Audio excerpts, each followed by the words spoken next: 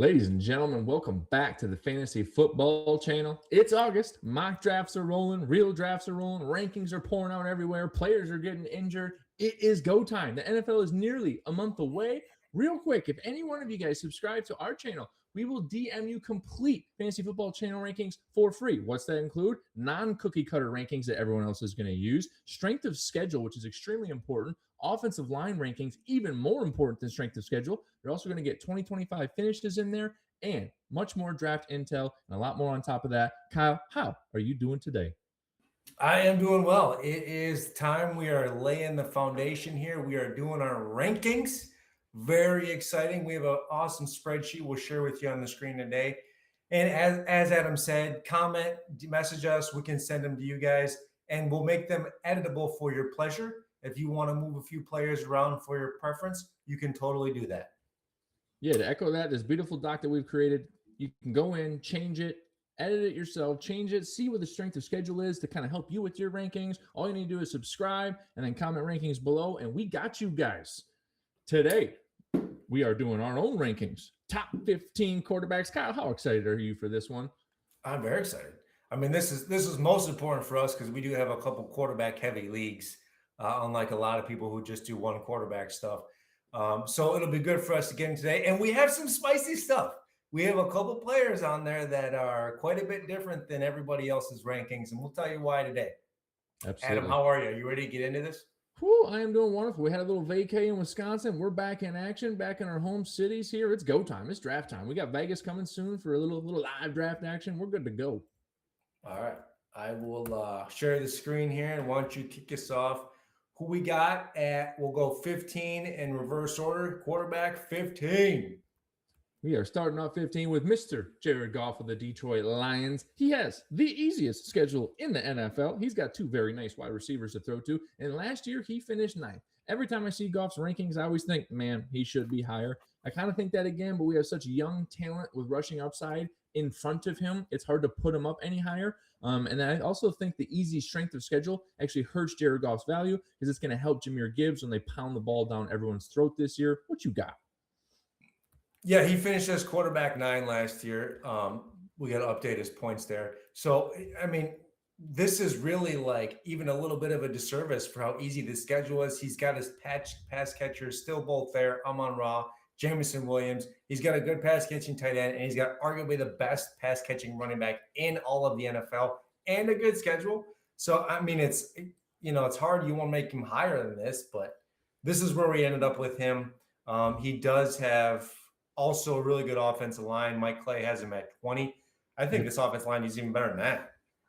Yeah, I think so. At number 14, 2 years ago, you never would have thought this.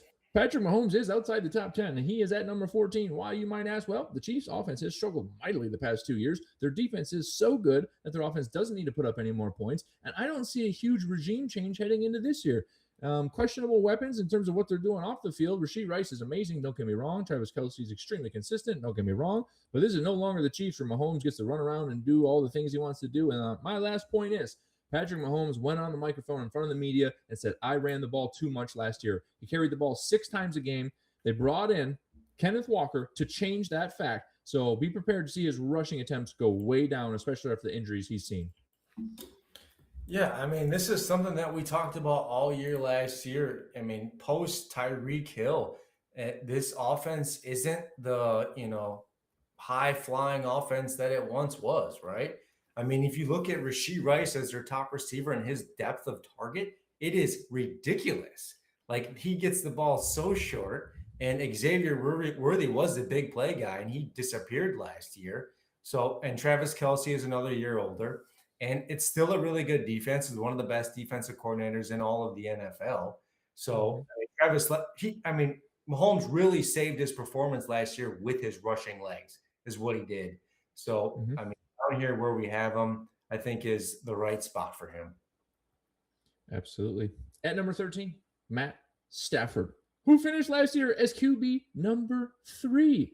I do like him higher than this prediction a little bit just off of his weapons, his Ferraris on the outside, so on and so forth. But he is getting older. The defense is only getting better. They do have a tough schedule this year as well. Sixth hardest, excuse me.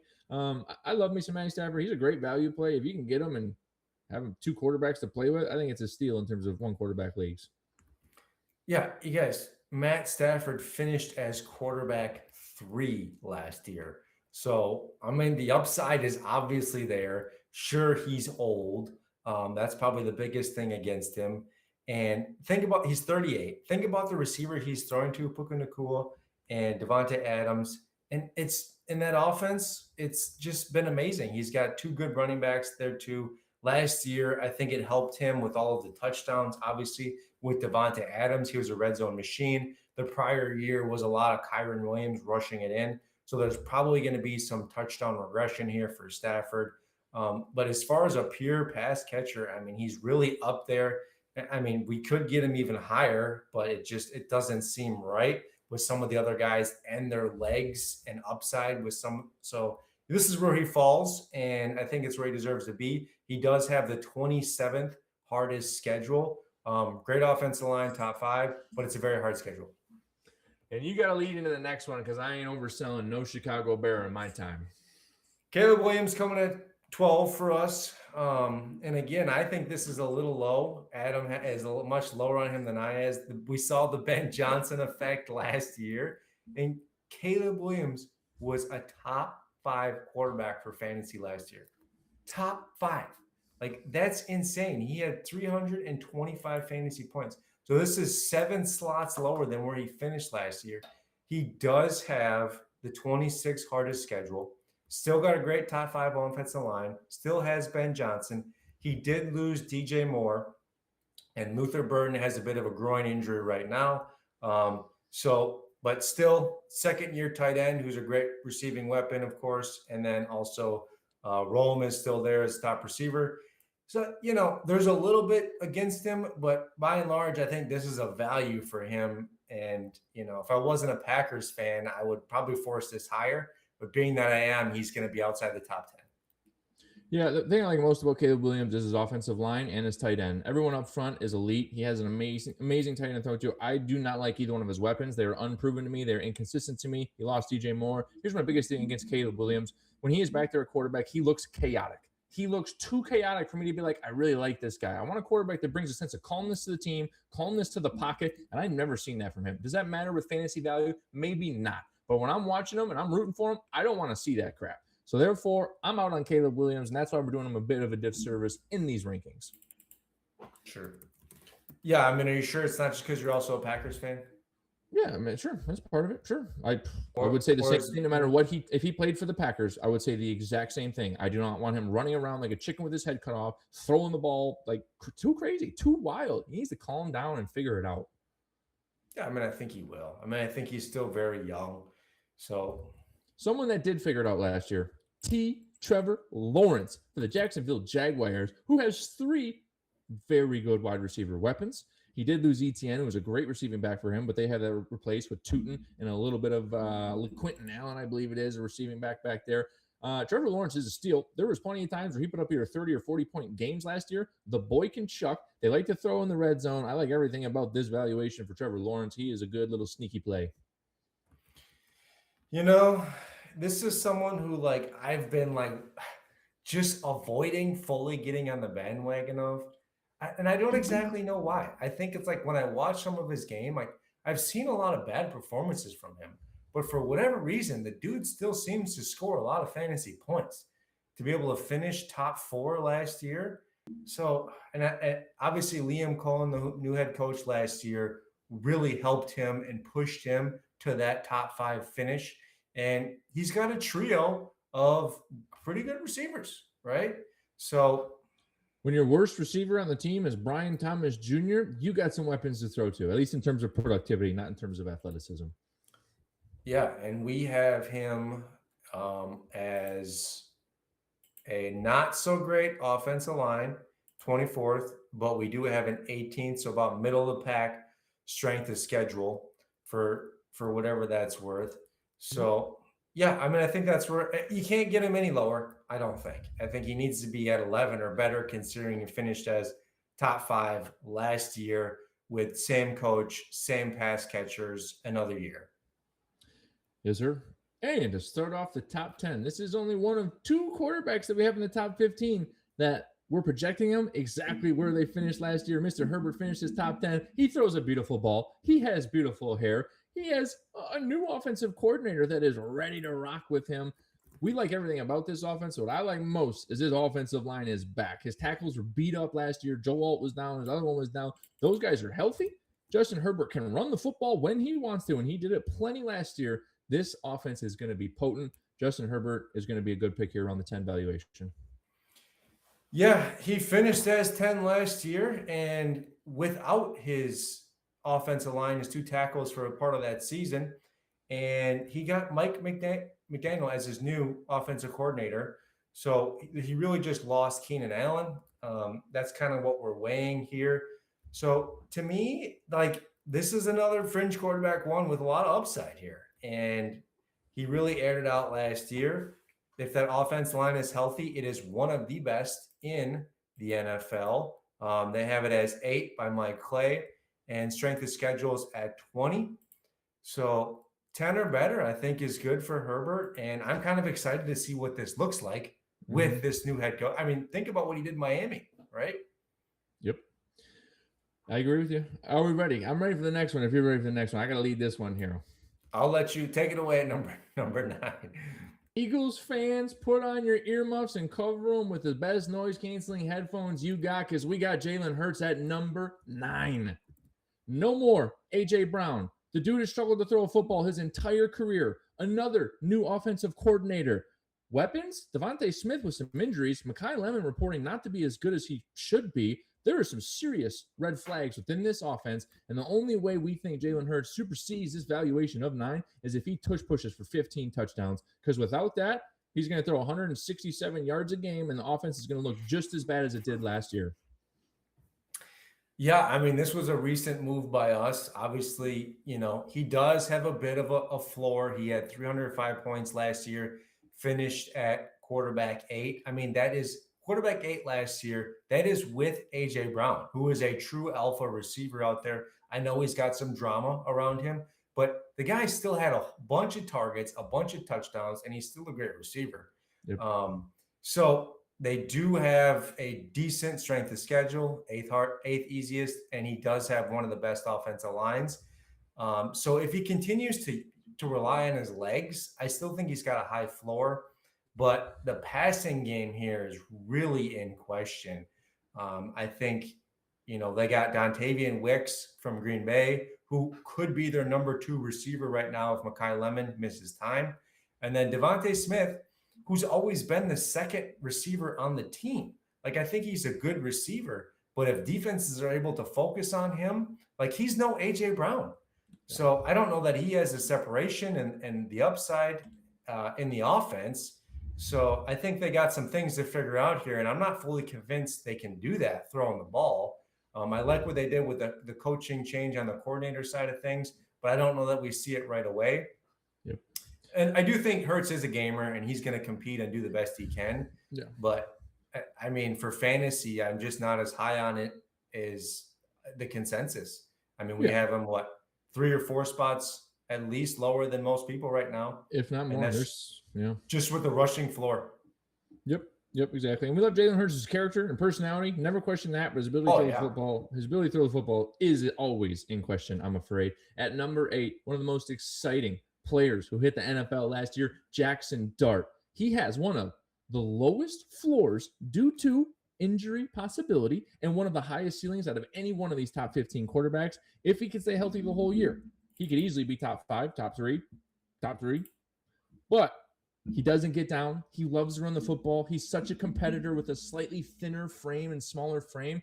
I do not love seeing him get hit. He got hit a ton last year. I expect him to get hit a lot more this year because he runs the ball, doesn't want to get down. That's an issue. But when you got Malik Neighbors coming back who is cutting like dimes out there in the preseason, this is some serious potential in Jackson Dart. Yeah. Why we have him here is really this. There's a lot of potential for this player. And he does, like you said, get Malik back, elite receiver.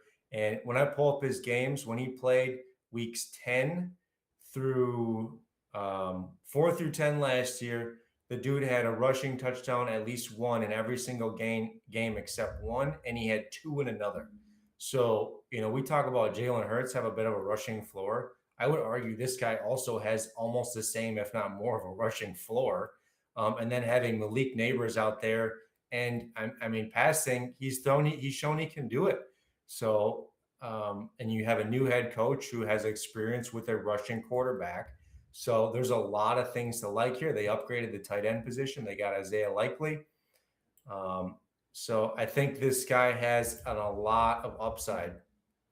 Yeah, Jackson Dart, get down, live to fight another day. Let Cam Scatterbo take the hits for you. You protect your brain and your arm. Please. Yeah. Number 7. Okay. Jaden Daniels. We have Jaden Daniels a little lower than consensus. For me, I did have him last year, and he left a little bad taste in my mouth. I drafted him very high. Obviously, had a phenomenal rookie year, and then last year was a sophomore slump. And they did have some injuries. He did have some injuries and battled them throughout the season. Even when he was playing, he did not look like himself. He looked very scared. They tried to shore up the offensive line a little bit. And Adam, why don't you tell us what happened there? Yeah, Jaden Daniels will most likely be drafted top 5 in most leagues. However, here's why you should not. Because the Commanders' best acquisition this offseason, their best weapon, was their left tackle in Laramie Tunsil, who is a Hall of Famer left tackle. It would have given Jaden Daniels some confidence, and unfortunately, reports are coming out yesterday and today that Laramie Tunsil tore his triceps and will most likely be out the entire season, if not coming back very, very late in the season. He's going to need surgery. So now his blind side is no longer protected. Exactly what they went out and got Tunsil for is no longer there. We would have put Jaden Daniels maybe in the top 5 had Tunsil been healthy, but he is not, and that is a huge factor. We are sorry, Jaden, but I expect some more struggles this year. Yeah, I mean, we like the addition of Stephon Diggs for another pass catcher, right? Not sold on a huge bounce from Scary Terry, but it is possible. Yeah. But with this offense line injury, that scares me and how poorly they performed. And they also have the 29th hardest schedule. So it's one of the hardest schedules in the NFL this year. So that's why we have him where we have him. Sure, he could finish top 5, assuming he gets it all figured out with his legs and the receivers and stays healthy. Yes, sir. Jerry Jones, don't get too excited. I see you salivating over there. We do have your Mr. Dak at number 6, and I did lie earlier. We have 3 in the top 15 that are projected the same spot they have finished last year. Dak Prescott. Why? Well, he's got 2 great weapons to throw to. He throws for over 4,500 yards a year once he's healthy, and when he's healthy, he is getting a little bit older. But, man, this guy can chuck. The Dallas Cowboys love to chuck the football. Their defense isn't that good, so therefore they need to chuck. This is surprising to people, but Dak Prescott can do it. He did it last year. Yeah, I mean, this is kind of an easy one. Last year, we made the bold claim that I think we had him at 6, and that's exactly where he finished. And everybody else had him outside the top 10 for sure. I mean, the addition of George Pickens is huge. And George Pickens finished top 10 for fantasy last year. And CeeDee Lamb missed time. If he has both of those guys healthy and he stays healthy, like the sky is the limit for this guy, honestly. He's not going to get you any rushing points really, though. So that kind of goes against him. He's also got a pass catching tight end. And the run game to help him has been better than I thought it was. And Javonte Williams did vulture quite a bit of touchdowns last year. So I could still see some healthy touchdowns coming his way. 2 great receivers, a pass catching tight end. And I don't think the defense has it all figured out yet either. So they're going to still throw the ball. They're going to need to throw a ball, and he's proven he can do it.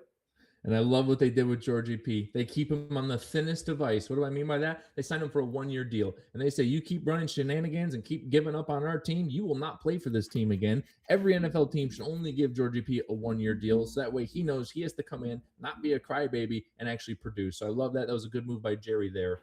Number 5. We argued about this one all morning, talking about it. Is it too high of evaluation? It's not. This is the bold one. This is the bold one compared to consensus. Bo Nix at number 5. ESPN's got him outside of the top 10 if I remember right. But let's just put that to rest real quick. One of the best offensive lines in the NFL, and by that I mean Mike Clay's number 1 rank. He now has 2 Corvettes on the outside, not giving him Ferraris. 2 Corvettes, and Jalen Waddle, new to the team, and our good old boy Sutton, who's very consistent. He has rushing upside. He's entering year 3. I have nothing but great things to say about Bo Nix. On top of that, you give him an amazing head coach in Sean Payton. Don't love his personality, but I love his coaching. He could easily finish top 5 or better in Bo Nix. Yeah, Adam's obviously a little higher on him than I am, but when we were doing all the homework here, it's like, wow, he finished top 7 as quarterback 7 the last 2 years. Well, it's like, okay, I mean, that makes sense to me. Another year with the same head coach, the still Cortland Sutton, right? They still have 2 guys that can run the ball and the best offensive line, according to Mike Clay, and one of the better schedules. They have it as 10th easiest. 11th. Right? You got it. 11th easiest. So, I mean, really, it was really the injury for me. And it sounds like everything is good to go there. So I'm going to believe in it. So I think, he can move 2 spots higher than he did last year with the addition of Jalen Waddle. It seems like a no-brainer. Yep, absolutely. Bo Nix's injury last year, it was a fractured ankle. It wasn't a ligament, wasn't a tendon, so less risk with that injury coming back from a broken bone. That thing will be rock solid, if not more healthier than it was before. Number 4, this is a similar tune in a younger quarterback who can absolutely be a pocket passer, but has rushing upside in Drake May. On top of that, similar to Bo Nix, he's got a new weapon on the outside. One that's, debatable, but A.J. Brown is now in New England, and that is going to absolutely help him. That reunites Vrabel with A.J. Brown, so hopefully he can keep his personality issues and his crybabiness and his diva personality. Hopefully he can calm that down. But Drake May is a phenomenal quarterback. Last year in the playoffs, he showed some weaknesses towards the end there, but he has rushing upside. He can throw the football. He's got more weapons. Decent enough offensive line. I like a lot in Drake May with some upside there. Yeah, and I think this is where he deserves to be because last year they had a very easy schedule and it allowed him to get 360 fantasy points without a true elite receiver. They had Stephon Diggs primarily. And then you saw that they weren't quite as good as maybe some other teams in the playoffs. But he's very young, and they returns a coordinator position, so he has some continuity there. And then going out, like you said, with A.J. Brown, getting a true alpha for this team, it's going to change how defenses are going to be able to defend these guys. And it really reminds me of when they went out and got Randy Moss that one year. I know everybody else is on the team is different, but that year they had Timmy Brady. They went out and got Randy Moss. Those guys set the touchdown record. I'm not saying they're going to do that here. I'm just saying I see a lot of upside here with A.J. Brown. And like you said, if Mike Vrabel and A.J. Brown got a good relationship and he keeps his drama to a minimum, it's only going to help the team. The dude, I think, was still like a top 12 receiver last year with all the drama and Hurts as quarterback in Philadelphia. So I see a lot of target share going his way, and I don't know how you could be any less on this combination here. It's sexy for fantasy. Obviously, there's a little bit with his legs, but nothing really to rely on personally. So I think 4 is the right fit for him. Okay. I get the acquisition and how you compare it to Randy Moss, but as a Randy Moss fan, I hope you never put A.J. Brown and Randy Moss in the same conversation again, just based off personality. Randy Moss would shut the hell up, play football, catch balls over people, straight cash homie, different type of personality. He had some diva stuff, but it wasn't to his team. It was to other teams. It was to the media. Yeah, it was to Green Bay. It was to Green Bay. Moon and the Green Bay fans. But again, it wasn't to his team, and that's someone you like to have on your team, as opposed to A.J. Brown. If he was on my team, I'd say go read your book, buddy. But that's just me. In his prime, Randy Moss was definitely a beast for sure. Oh yeah. But I mean, A.J. Brown's a little older, but I mean, he's still. I mean, look at last year. Like, despite all the drama and all the noise and all that stuff, I mean, he still put up numbers. Yeah. Next up, we have another little bit of a bold one here. We have Joe Burrow at 3. I'll give you my case for this. Obviously, last year had the injury. But when he was in there, he put up points. He had a very strong finish at the end of last year. He retains his 2 Ferraris, arguably the best 2 receivers on any team, Jamar Chase, T. Higgins. He has one of the best pass-catching running backs, Chase Brown. And we have a defense that's probably not going to be very good. And they have the second easiest schedule in the NFL. So, I mean, this guy, to me, as long as health is good, this is an easy case for a quarterback 3 finish. Why don't you give me your take? And I will tell you all of his finishes throughout his career. Joe Burrow has seemingly gotten injured every other year since he's been in the NFL with a serious injury. Last year was one of those years. If we go off of history, this year he should be fully healthy. However, when I look at Mike Clay's offensive line rank at 31, That scares me because Joe Burrow can't run away from a defensive lineman. And if he gets hit and injured again, I mean, we're talking potentially career ending with the injuries he's had and how he's talked about things. But to your point, and what I love most about Joe Burrow is how bad his defenses is, where he has to put up 30 or 40 points a game to even remain competitive. And that is what you want in fantasy. And that is why we have him in the top 3. Yeah, I mean, in 2024, he was healthy. He finished as quarterback 3. In 2022, when he was healthy, he finished as quarterback 4. So as long as he's healthy, and I mean, yes, the offensive line is probably the biggest concern. That's what I would say. I think the easy schedule will definitely help. All right. And number 2, and let me be clear, the top 2 quarterbacks should never be argued any other different way. And if anyone's disincluding Lamar Jackson at number 2, they are forgetting who that man is and how he can play football. Yes, last year was ugly. The whole team was shaky. Lamar was injured, but Lamar Jackson is the most elusive, most electric quarterback I have ever seen play the game of football when you're talking about rushing upside. And that is why he is number 2. He can easily, I think it was 2 or 3 years removed from 1,000 rushing yards and 4,000 passing yards. I mean, it was electric. He's electric. His weapons I don't love. Zay Flowers, I wouldn't want him to be my alpha number 1, but they paid him as such, and that's fine. He's still got Andrews, and there is no more of that backup tight end there to take away from Andrews. But Lamar Jackson's rushing upside can never be ignored. Yeah, and then they have Bateman, and they went out and they got 2 bigger-bodied rookie receivers in the draft that hopefully can give him another target when he needs it. And, we're going to have to see what this looks like. The head coach that they brought in, I think, is very smart. I think personally more on the defensive side of the ball, of course.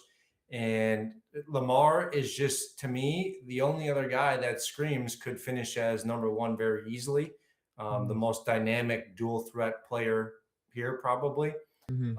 Sure, he doesn't have. I think I'm higher on Zay Flowers than you are.